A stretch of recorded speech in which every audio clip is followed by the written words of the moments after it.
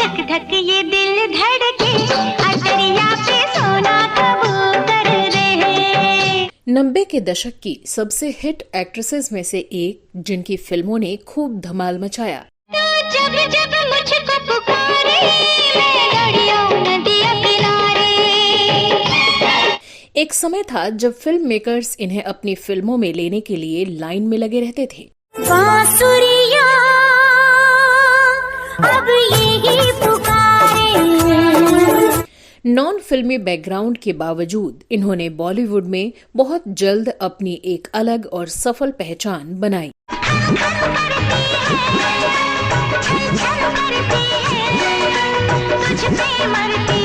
ये एक ऐसी अभिनेत्री थी जिन्होंने सिर्फ अपने अभिनय से ही नहीं बल्कि अपनी खूबसूरती से भी फैंस का दिल जीत लिया।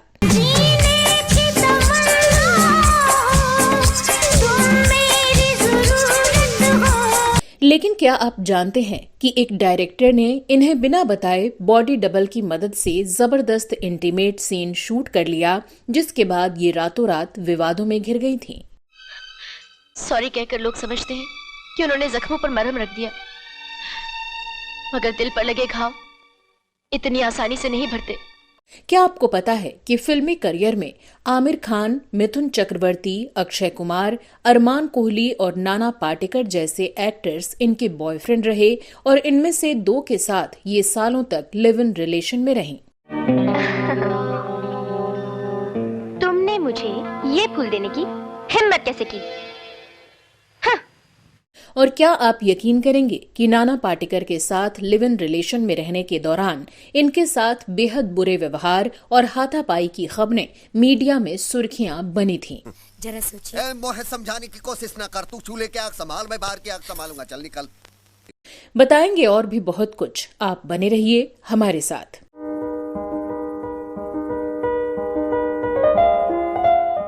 चूड़ियां बजाऊं के बजाऊं कंगना, बोल तुझे कैसे मैं। नमस्कार दोस्तों, मैं हूं श्वेता जया और आप देख रहे हैं वो पुराने दिन। दोस्तों, आज हम आपको बताने जा रहे हैं जानी मानी अभिनेत्री आयशा जुल्का की कहानी। इनकी निजी जिंदगी से जुड़ी कुछ ऐसी बातें हम आपको बताएंगे जिनके बारे में आप शायद ही जानते होंगे। चल कहीं चले सजना, प्यार यहाँ करना। माया नगरी मुंबई छोड़ गोवा में जा बसी इस एक्ट्रेस की कहानी काफी दुख भरी है। इनकी कहानी में एक्शन है, इमोशन है, ढेर सारा ड्रामा है और एक ऐसा हार्ट ब्रेक भी है कि ये कहानी जानकर आप भी भावुक हो जाएंगे। आयशा जुल्का का जन्म 28 जुलाई 1972 को श्रीनगर में हुआ था। इनके पिता इंद्र कुमार जुल्का इंडियन एयरफोर्स में विंग कमांडर थे और मां स्नेह जुल्का फिल्मों में कॉस्ट्यूम डिजाइनर थीं। चूंकि इनकी मां पहले से ही फिल्म इंडस्ट्री का हिस्सा थीं, तो आयशा का भी एक्टिंग की तरफ झुकाव होता गया और साल 1983 में इन्होंने 11 साल की उम्र में फिल्मों में डेब्यू कर लिया। ये फिल्म थी कैसे कैसे लोग, जिसमें ये बाल कलाकार थीं। इसके बाद आयशा ने साल 1991 में फिल्म कुर्बान से बॉलीवुड में बतौर हीरोइन डेब्यू किया, लेकिन इन्हें सफलता मिली मंसूर खान की फिल्म जो जीता वही सिकंदर से, जो अगले साल 1992 में रिलीज हुई। यहाँ के हम सिकंदर, चाहे तो रख ले सबको अपनी जेब के अंदर। अरे हमसे इस फिल्म में आयशा के किरदार को इतना पसंद किया गया कि ये टॉप एक्ट्रेसेस की लिस्ट में शुमार हो गईं। इस फिल्म के गाने भी काफी हिट रहे और आयशा पहचानी जाने लगी। पहला नशा, पहला खुमार, नया प्यार। इसके बाद आयशा की झोली में एक से बढ़कर एक फिल्में आईं। वो साल की 4-5 फिल्में कर रही थीं और सबसे ज्यादा फीस लेने वाली एक्ट्रेसेस में भी शामिल हो गईं। क्योंकि ये मुझसे डरती है। मैं और तुमसे डरती हूँ? तुम्हारी औकात ही क्या है? मैं तुम्हारे साथ पिक्चर देखने जाऊंगी और जरूर जाऊंगी। देखती हूँ तुम मेरा क्या बिगाड़ लेते हो। साल 2010 तक फिल्म इंडस्ट्री में काम करने वाली आयशा ने अपने 27 साल के लंबे करियर के दौरान लगभग 52 फिल्मों में काम किया।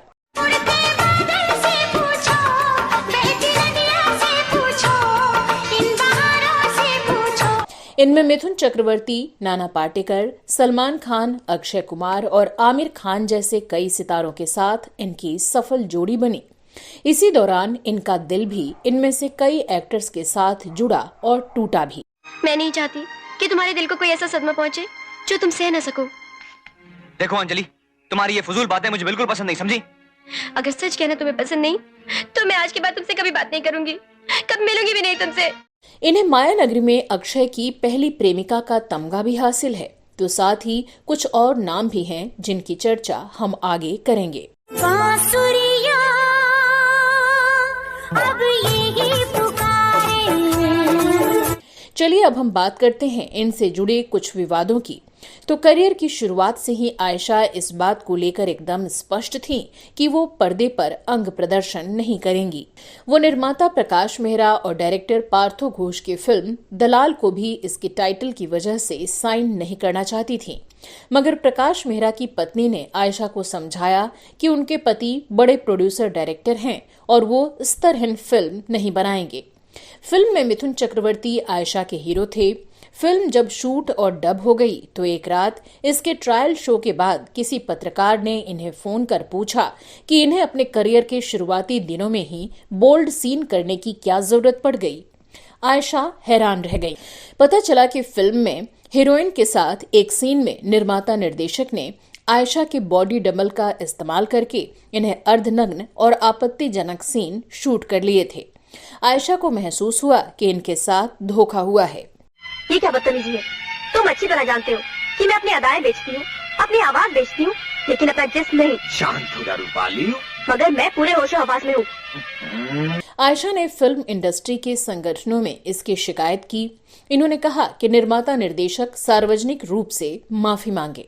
शुरू में निर्माता निर्देशक इसके लिए तैयार नहीं थे और उनका कहना था कि बॉडी डबल की बात आयशा को बताई गई थी, मगर आयशा ने कहा कि ये झूठ है और फिर कानूनी कदम उठाते हुए कोर्ट का दरवाजा खटखटा दिया। तब जाकर निर्देशक पार्थो घोष ने प्रकाश मेहरा के लेटर हेड पर चिट्ठी लिखकर माफी मांगी। बता दें कि आयशा की इजाजत के बिना उनका बॉडी डबल इस्तेमाल करने पर ये माफी मांगी गई थी। इससे मामला तो शांत हो गया, लेकिन आयशा के करियर में ये घटना एक दाग की तरह दर्ज हो गई। ठहरे हुए पानी में कंकर न मार सावरे। अक्षय के साथ खिलाड़ी उनके करियर की बड़ी हिट फिल्म थी और इसी फिल्म से अक्षय कुमार भी बॉलीवुड के खिलाड़ी बने। अक्षय कुमार के साथ आयशा जुल्का ने खिलाड़ी के बाद वक्त हमारा है, दिल की बाजी, जय किशन जैसी कई फिल्मों में काम किया। लोग बताते हैं कि तब अक्षय कुमार को लेकर आयशा जुल्का काफी पॉजिटिव हो गई थी और शायद यही बात अक्षय को पसंद नहीं आ रही थी।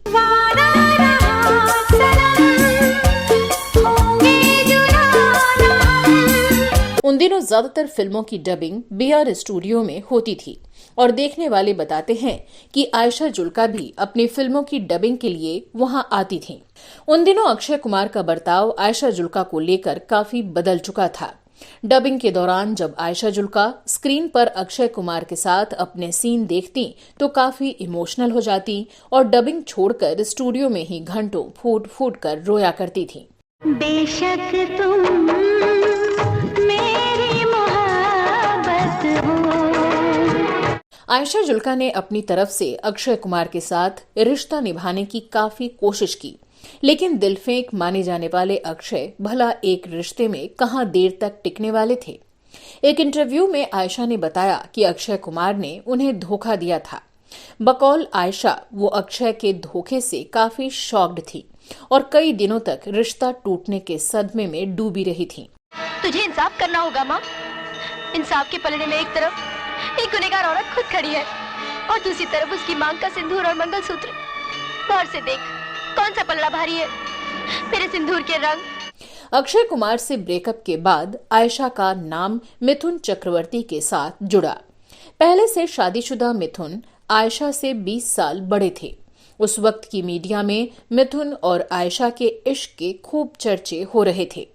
मिथुनदार शादीशुदा होने के बाद भी आयशा के साथ काफी समय तक लिव इन रिलेशन में रहे। इनका प्रेम परवान चढ़ा फिल्म दलाल के दौरान।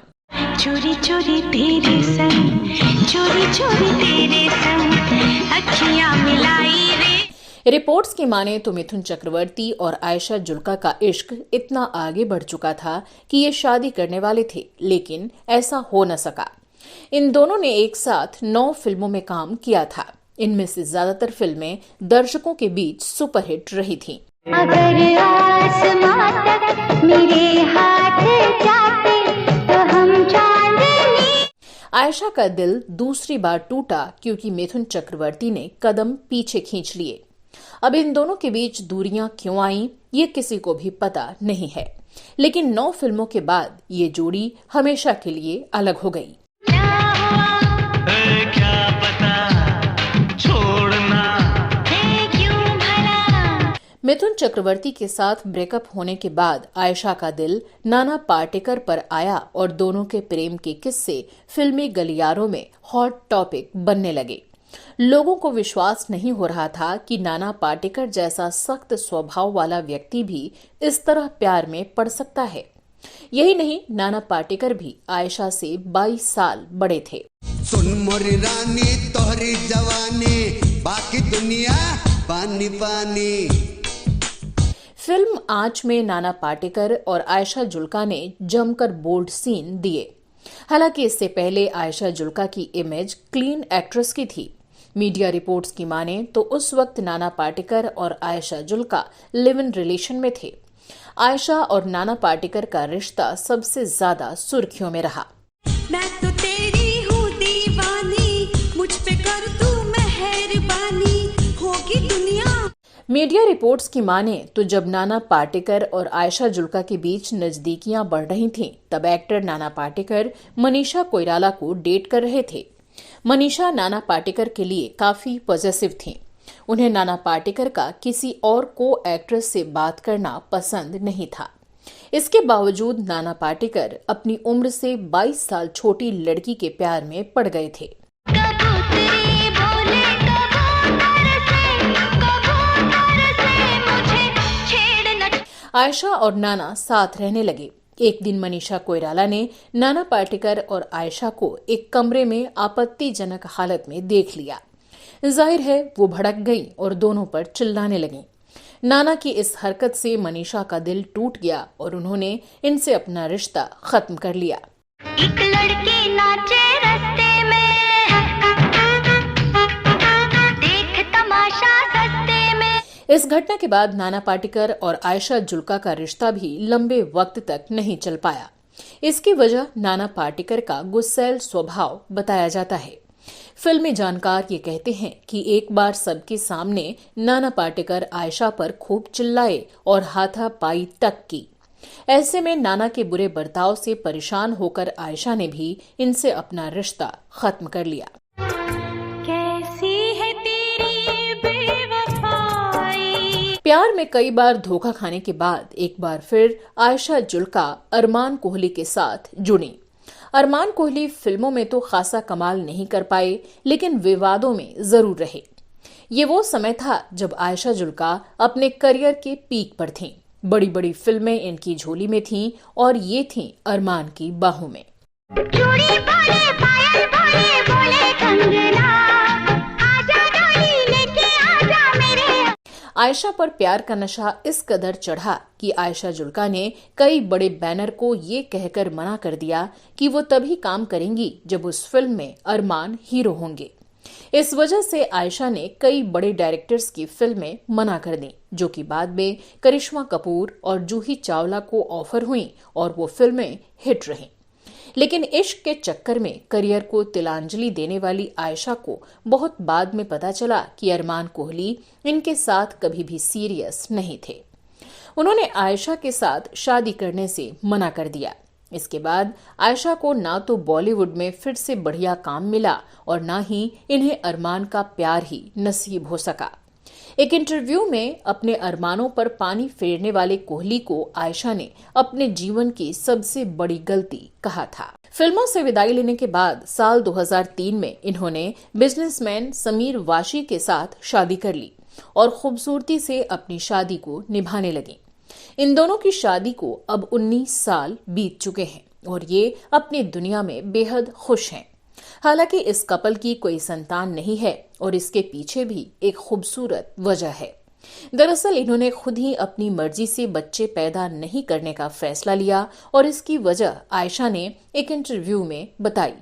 उन्होंने कहा कि मैंने जिंदगी में इमोशनली काफी उतार चढ़ाव देखे हैं। जब मैंने पति को बताया कि बच्चों को लेकर मैं क्या सोचती हूं तो वो भी मान गए। दरअसल समीर और आयशा ने शादी के बाद गुजरात के 2 गांव गोद ले लिए और एक तरह से वहां के 160 बच्चों के माता पिता बन गए। ये बेहद खूबसूरत और इमोशनल फैसला था। बता दें कि इन बच्चों के खाने पीने और पढ़ाई का पूरा खर्च आयशा और इनके पति उठाते हैं। ये समाज सेवा का एक बड़ा काम है। इसके अलावा ये बाकी लोगों के लिए एक उदाहरण भी है कि जिनके पास साधन है वो समाज की सेवा इस तरह से कर सकते हैं। आ गया तुम्हारा लाडला। हाँ, आज फिर बाइक को इतनी तेजी से चला के आ रहा है वो। हाँ तो डांटो से। हाँ डांटती हूँ। आयशा जुल्का ने हाल में अमेजन प्राइम की वेब सीरीज हश हश में अभिनय किया और एक बार फिर से वापसी की। OTT पर आयशा की ये नई पारी है। 1990 के दौर में भी आयशा बॉलीवुड की बहुत ही संवेदनशील अभिनेत्री मानी जाती थी और आज भी इनकी ऐसी ही पहचान है। इन्हें मिले पुरस्कारों की बात करें तो 1992 में फिल्म खिलाड़ी के लिए इन्हें फिल्म फेयर के बेस्ट फीमेल डेब्यू अवार्ड के लिए नॉमिनेट किया गया था। हालांकि कोई बड़ा अवार्ड कभी इनके हिस्से नहीं आ सका। जिंदगी में तमाम उतार चढ़ाव के बाद अब आयशा की शादीशुदा जिंदगी अच्छी चल रही है। एक इंटरव्यू में इन्होंने पति की तारीफ करते हुए कहा था कि मैं बहुत खुशनसीब हूं कि मुझे समीर जैसा जीवन साथी मिला। समीर ने मुझे वैसे ही रखा जैसे कि मैं रहना चाहती थी। इन्होंने मुझ पर कभी भी किसी तरह का दबाव नहीं बनाया और मेरे फैसलों का सम्मान किया। सजना छोड़ो मेरा दिल ना माने। कहते हैं कि बॉलीवुड एक रिस्की प्लेस है जहां हर कदम सोच समझकर बढ़ाना होता है, क्योंकि आपके कदम जरा सा डगमगाए और आप खेल से बाहर। फिर चाहे फिल्मों का सिलेक्शन हो, फिल्म मेकर्स के साथ ट्यूनिंग हो या किसी के साथ रिश्ते, सबका असर फिल्मी करियर पर पड़ना तय होता है। खैर, आयशा जुल्का के लिए हम उम्मीद करते हैं कि आगे भी इनका नया काम हम सबको देखने को मिले और ये अपनी निजी जिंदगी में भी ऐसे ही खुशहाल रहें। तो दोस्तों, आपको आज का हमारा ये शो कैसा लगा कमेंट करके जरूर बताइएगा और ये भी बताइएगा कि हमारे वीडियो के आज के इस सब्जेक्ट के बारे में आप क्या कहना चाहते हैं। इसी तरह के कुछ और किस्से कहानियों के लिए आप हमारे दूसरे चैनल श्वेता जया फिल्मी बातें को भी देख सकते हैं। तो चलिए, कुछ और नई जानकारियों और किस्से कहानियों के साथ अगले एपिसोड में आपसे फिर होगी मुलाकात। फिलहाल मुझे दीजिए इजाजत। नमस्कार।